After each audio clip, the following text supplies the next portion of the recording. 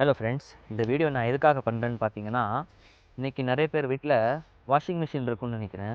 அல்ஹம்துலில்லாஹ், அல்லாஹ்வுடைய கொடுத்த பொருள். அல்லாஹ்வுக்கு நன்றி செலுத்தணும்.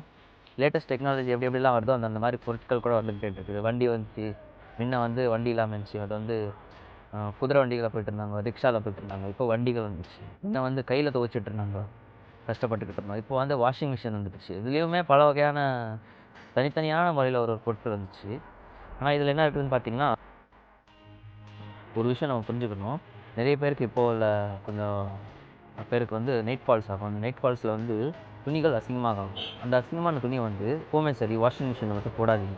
ஏன்னு பார்த்தீங்கன்னா, நமக்கு இந்த துணிகள் அதில் போட்டோன்னா நம்ம கிழுகை சேராது. ஏன்னா எல்லா துணியும் அது மிக்ஸ் ஆகிடும். அதனால் அதை மட்டும் அந்த துணியை தனியாக ஊற வச்சு துவைச்சி காய போட்டு அதை போடுறதுக்கு முயற்சி செய்யணும். ஏன்னு பார்த்தீங்கன்னா, நம்ம தொழுகையில் ரொம்ப முக்கியமான சில விஷயங்கள் இருக்குது. அதை நம்ம கவனிக்கிறது இல்லை. அதனால் இந்த விஷயத்தை எப்போவுமே மைண்டில் வச்சுக்கோங்க. எப்போவுமே நைட் ஃபால்ஸான துணிகளை தனியாக துவைக்கிறதுக்கு முயற்சி செய்யுங்க.